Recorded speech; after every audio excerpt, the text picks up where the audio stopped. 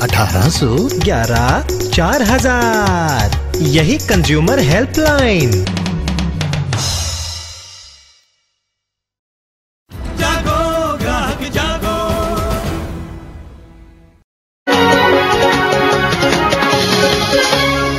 सभा में देख रहे हैं तस्वीर, खन्ना साहब आप देख रहे हैं, उसके बाद कोई रास्ता निकलता हुआ? देखिए, एक तो बात क्लियर हो गई है कि कौन लोग विरोध कर रहे हैं लोकपाल बिल का, और नाम लेते हैं वो समर्थन का, मजबूत लोकपाल हो, पर इसको वापस ले लीजिए।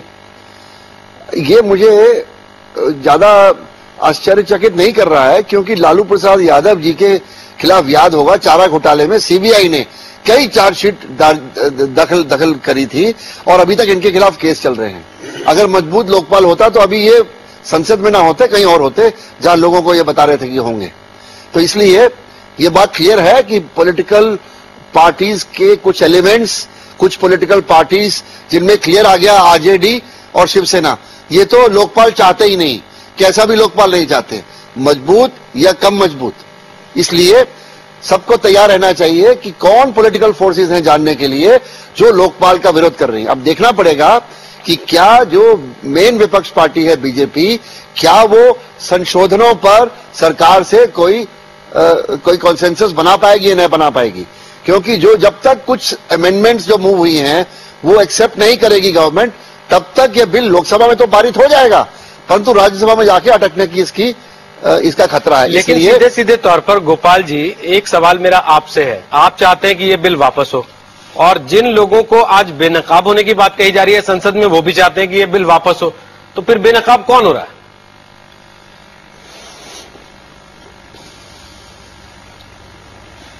देखिए, चीजें बहुत टेक्निकल टर्म में ले जाई जा रही हैं, और पॉलिटिक्स अभी हमने देखा कपिल सिब्बल को, लालू को, और साफ साफ दिख रहा है कि ये शब्द तो चुन रहे हैं बहुत सुंदर, लेकिन इनके तेवर जो हैं वो बहुत ही अहंकार से भरे हुए हैं। और साफ साफ हम देख रहे हैं जिस तरह से लालू जी और तमाम लोग बोल रहे हैं, तो एक रामलीला चल रही है। ये रामलीला कब तक चलेगी, ये समय की बात है। खासतौर पे जनता का दबाव ही इसे तय करेगा, ये मेरा कहना है। अमृता, आपको जायज लगता है संसद की कार्यवाही को रामलीला करार देना? नहीं, देखिए, संसद में ही ये आखिरी में ये बिल जो पूरा बनेगा संसद में ही बनेगा, तो अगर वहां पे चर्चा चल रही है, जरूर उसकी अपनी एक तरीका है, सब राजनीतिक दल अपने उसमें बात आगे रख रहे हैं, पर हमें उम्मीद है कि चर्चा से कुछ निकले और कुछ सशक्त लोकपाल की तरफ आगे बढ़े। हमें ये डर है कि कहीं इस पूरे उसमें लोकपाल जो एक मेन मुद्दा है उससे हम ना हटे, उसी पे हम लोग चर्चा करें। पीडीटी जी, सवाल सीधे सीधे तौर पर, क्या आपको लगता है कि जायज है ये भी कहते हुए कि संसद सुप्रीम है, हम इस बात को मानते हैं, और संसद के अंदर जो बातें हो रही हैं उनको रामलीला कह देना? देखिए, खन्ना साहब को बनाया संविधान ने। खन्ना साहब, मैं आपसे कमेंट लूंगा, उसके पहले पीडीटी आचार्य साहब हमारे साथ हैं। हम जरा आचार्य जी से इस पर कमेंट ले लें। आचार्य जी, ये भी कहना कि संसद सुप्रीम है हम मानते हैं, और ये भी कहना कि संसद में जो हो रहा है वो रामलीला है, ये दोनों बातें विरोधाभासी हैं।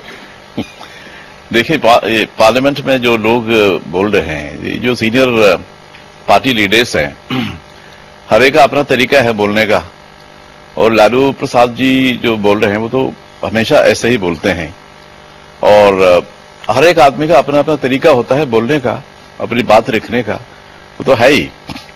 लेकिन ऑन द होल अगर आप देखेंगे तो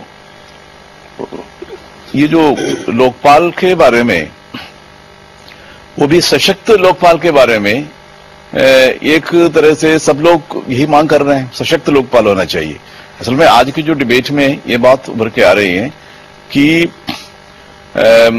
कोई नहीं, एक आध पार्टी को छोड़ के जो कहते हैं कि लोकपाल नहीं चाहिए, बाकी सब यही कहते हैं कि लोकपाल चाहिए, लेकिन सशक्त लोकपाल चाहिए। अब सारे प्रतिपक्ष जो कह रहे हैं कि ये सशक्त नहीं है, इसलिए इसको वापस ले लीजिए और एक सशक्त लोकपाल लाइए। अब सशक्त लोकपाल का रूप क्या होगा, उसके बारे में किसी ने कोई खास रोशनी डाली नहीं है अभी तक, इसलिए हमें पता नहीं चल रहा है कि क्या एक्चुअली उनके मन में क्या है।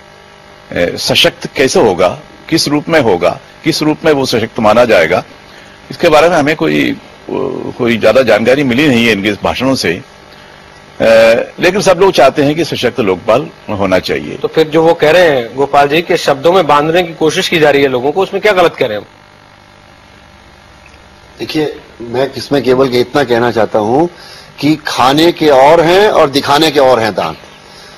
जो बोला जा रहा है, सब लोग कहते हैं एक दो पार्टियों को छोड़ के कि सशक्त लोकपाल होना चाहिए, पर उस सशक्त लोकपाल की परिभाषा क्या है ये अभी कोई निकालने को तैयार नहीं है। यही बात तो पीडीटी आचार्य ने कही है।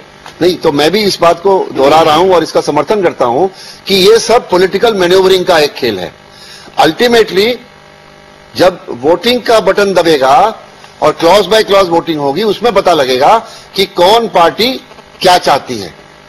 और अगर विरोध पक्ष ने, लेफ्ट की ऑपोजिशन ने और बीजेपी ने मेन मुद्दों पर बिल का समर्थन किया और जहां वो डिसएग्री करते हैं उन पे अमेंडमेंट्स पे वोटिंग डिवीजन होता है, तो बिल तो पास हो जाएगा लोकसभा में, क्योंकि मेजॉरिटी चाहिए। मुझे केवल ये चिंता है कि अगर यहां पर बीजेपी और कांग्रेस यूपीए का कोई कंसेंसस नहीं बना कि सशक्त लोकपाल की क्या परिभाषा है और कोई गिव एंड टेक से कोई कंसेंसस नहीं बना, तो फिर राज्यसभा में जाके ये बिल लटक सकता है। चलिए हम इस पर आगे चर्चा बढ़ाते हैं खन्ना साहब, वक्त सुर्खियों पर नजर डालने का है, साथ ही ये भी सुनवाएंगे और नेताओं ने संसद में क्या कहा है। फिलहाल सुर्खियां देखते हैं पहले। तो संसद में लोकपाल बिल पर बहस चल रही है। संकेत जो मिल रहे हैं, बहस तब तक चलेगी जब तक कि आज लोकपाल बिल पास करा नहीं लिया जाता। जो वक्ता बचे उनकी बात पूरी होने के बाद संसद में वोटिंग होगी। एक एक संशोधन जिसका प्रस्ताव मान रही है सरकार, उस पर वोटिंग होगी हर क्लॉज पर, और उसके बाद लोकपाल बिल पर भी आज ही वोटिंग करने के मूड में सरकार दिखाई दे रही है। दूसरी तरफ मुंबई के एमएमआरडीए मैदान में अन्ना हजारे का अनशन चल रहा है। दिन पहला है अनशन का और अन्ना सुबह से अनशन पर कायम है। उन्होंने एक बार फिर सरकार पर धोखा करने का आरोप मढ़ा है। साथ ही साथ उन्होंने ये भी ऐलान कर दिया कि लड़ाई यहीं खत्म नहीं होगी, लड़ाई इसके आगे राइट टू रिकॉल और राइट टू रिजेक्ट के अधिकार को लेकर भी बढ़ेगी। हम सब पहलुओं पर बात कर रहे हैं अपने खास मेहमानों के पैनल से, लेकिन उसके पहले आपको सुनाते हैं प्रधानमंत्री मनमोहन सिंह की बात। उन्होंने आज सदन में क्या कहा। All institutions within the framework of this constitution are accountable to Parliament and Parliament alone.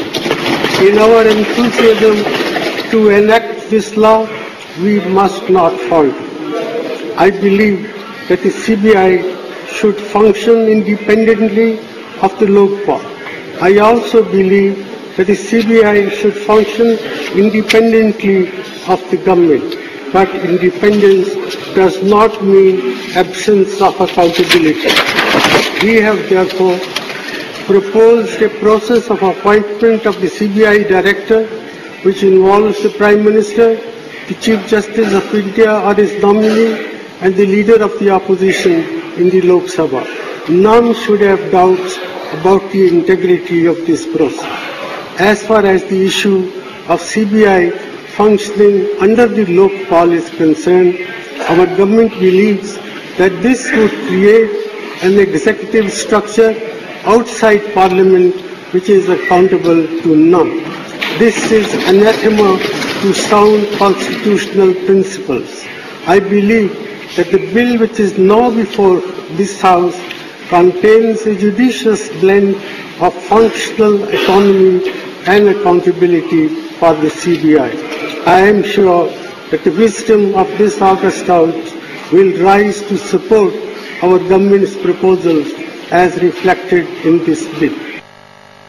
Our government, like none before, has taken decisive steps. In the last 1 year, we have been working on certain landmark legislation.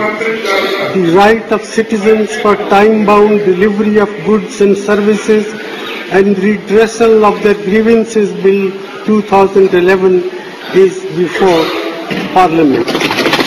The public interest disclosure and protection to persons making the disclosures Bill 2011 and the Lokpal and Lokayukta Bill 2011 await Parliament's approval. The Judicial Standards and Accountability Bill 2010 has already been cleared by the Standing Committee and awaits government's consideration.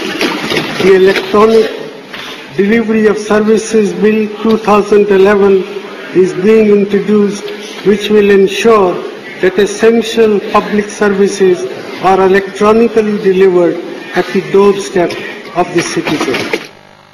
और इसी के साथ लोकसभा में नेता विपक्ष सुषमा स्वराज और सरकार की तरफ से पक्ष रख रहे मंत्री कपिल सिब्बल के बीच तीखी नोकझोंक भी हुई कुछ मसलों को लेकर। जरा उसकी भी झलक देखिए। आप ये कहते हैं कि वो बड़ा प्रभावी होगा, वो बड़ा स्वतंत्र होगा, वो बड़ा निष्पक्ष होगा, ये कैसे हो सकता है? इसलिए मैंने कहा कि सरकारी शिकंजे में जकड़ा हुआ लोकपाल। गैर सरकारी काम होंगे, गैर सरकारी नियुक्ति होगी तो गैर सरकारी काम भी होंगे। सीबीआई की ऐसी गुम्बनगेरी बनाई है, पहले उसका एक बॉस था, 4 बॉस बन गए। लोकपाल खुद तय करेगा कि किसको प्रोसिक्यूट करना है, किसको नहीं। लोकपाल खुद तय करेगा कि उसके नीचे इन्वेस्टिगेशन हो कि बिना तथ्य के किसी को भी प्रोसिक्यूट कर ले और उसकी कोई जवाबदेही नहीं। लोकपाल ये करेगा कि हम जानते हैं सब कुछ देश के लिए क्या है और पार्लियामेंट के चुने हुए लोग कोई नहीं जानते। ये बिल एक कमजोर और सरकारी लोकपाल पैदा करता है।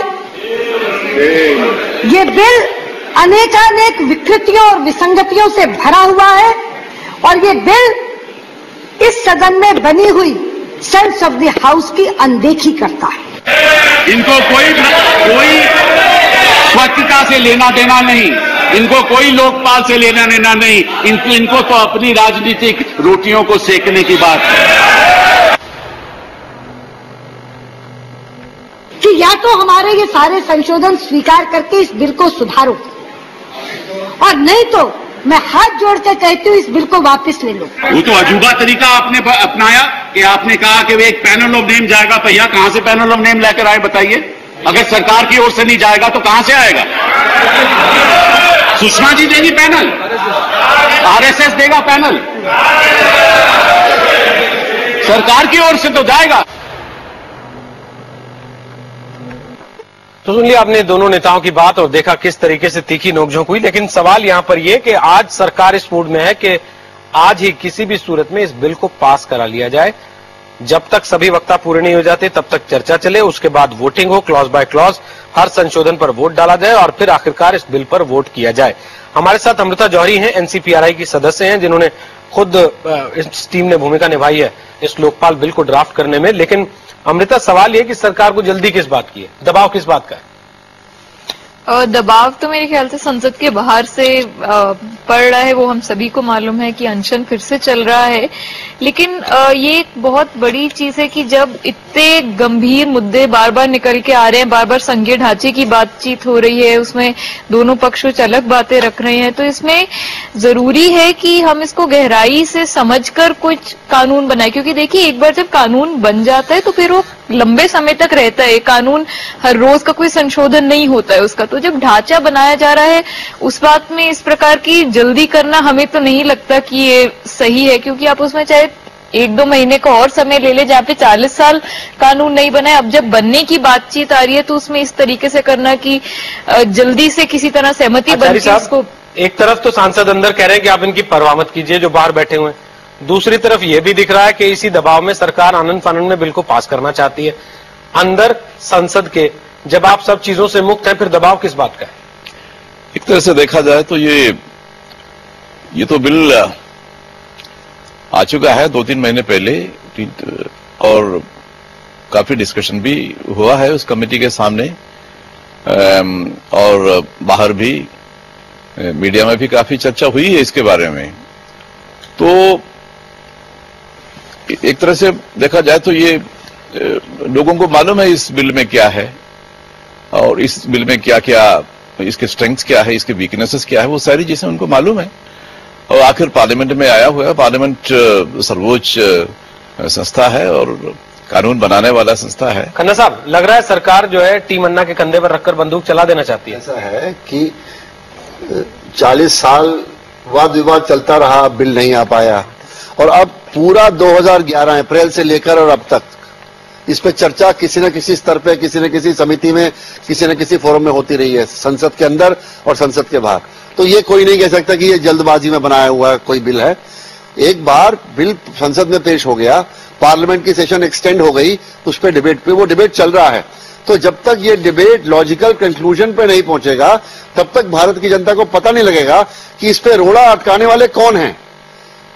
ये बहुत जरूरी है जानना। आज के डिबेट से इतना ही पता लगा है कि सरकार का एक पक्ष है और बीजेपी का दूसरा पक्ष है। उसके अलावा जो विरोध करने वाले हैं, शिवसेना और आरजेडी जैसे दल, वो लोकपाल को किसी रूप में चाहते नहीं। हालांकि आवाज वो भी समर्थन की निकाल रहे हैं। एक तस्वीर जो बन रही है उसमें ये सवाल गोपाल जी खड़ा होता है, क्या टीम अन्ना के कंधे पर रखकर सरकार बंदूक चलाना चाहती है कि आपका दबाव था, हमने इसीलिए आनंद फानन में आज इसको पास कर दिया है। हम आते हैं इस पहलू को लेकर आपके पास, उसके पहले कपिल सिब्बल की बात जरा सुन ले, किस तरीके से संसद में रखी उन्होंने। ऐसे लम्हे जरूर आते हैं कि जब वक्त की घड़ी रुक जाती है, और इस चर्चा में ऐसा वक्त भी आएगा जब वो घड़ी रुकेगी। और अगर ये बिल पारित होगा तो इतिहास में सुनहरे अक्षरों में लिखा जाएगा। और अगर ये बिल जैसे आपकी मंशा है, आप इसको हरवाएंगे तो सारे देश की जनता आपको कभी माफ नहीं करेगी। बहुत उत्सुकता से ये प्रतीक्षा कर रहा था कि शीतकालीन सत्र में सरकार एक बिल लेकर आएगी, जिस बिल में से एक सशक्त, एक प्रभावी लोकपाल निकलेगा, जो भ्रष्टाचार पर करारी चोट करेगा और लोगों को भ्रष्टाचार से मुक्ति दिलाएगा। लेकिन मुझे खेद के साथ कहना पड़ता है कि जो बिल सरकार लेकर आई है उसमें इतनी त्रुटियां हैं, इतनी खामियां हैं कि उसने हम सबकी उम्मीदों पर पानी फेर दिया। अध्यक्ष जी, ये बिल संविधान के महत्वपूर्ण प्रावधानों का उल्लंघन करता है। ये बिल एक कमजोर और सरकारी लोकपाल पैदा करता है। ये बिल अनेकानेक विकृतियों और विसंगतियों से भरा हुआ है और ये बिल इस सदन में बनी हुई सेंस ऑफ द हाउस की अनदेखी करता है। शायद इस बिल से भ्रष्टाचार खत्म हो जाएगा, लेकिन लगता नहीं कि खत्म हो जाएगा इससे। ये बिल में भी बहुत कमी है, और जो कमी है तो उसमें एक ही उपाय है, जो संशोधन आए हैं उस संशोधनों का स्वीकार कर लिया जाएगा तो इस शक्तिशाली विधेयक हो जाएगा लोकपाल। और इसलिए एक कहीं ऐसा न हो कि जो लोकतंत्र अपनाया गया है तो लोकतंत्र बड़ा है लोकपाल से। का दुरुपयोग हो रहा है और जो संघीय ढांचा को मजबूत करने के लिए प्रदेश के सरकार पर लोकायुक्त को छोड़ देना चाहिए। और इस तरीके का अगर अतिक्रमण किया जाएगा तो मैं समझता हूं निश्चित रूप से कहीं न कहीं आपके मन में शंका है इस संघीय ढांचे को कमजोर करने के लिए। इसलिए हम चाहते हैं और सोचते हैं कि यह जो लोकपाल जो विधेयक लाया गया है सरकार की तरफ से, यह कतई मजबूत लोकपाल बिल नहीं है। अभी मुलायम सिंह जी बोल रहे थे कि हमारे खिलाफ बहुत गुस्सा है। गुस्सा है बेकारी का, गुस्सा है गरीबी का, गुस्सा है महंगाई का, और गुस्सा है भ्रष्टाचार का भी, जो सही कह रहे थे आप। और भ्रष्टाचार जो है उसमें निश्चित तौर पर राजनीतिक लोग और ब्यूरोक्रेसी का हाथ है, और जो अच्छा हुआ उसमें भी हाथ है।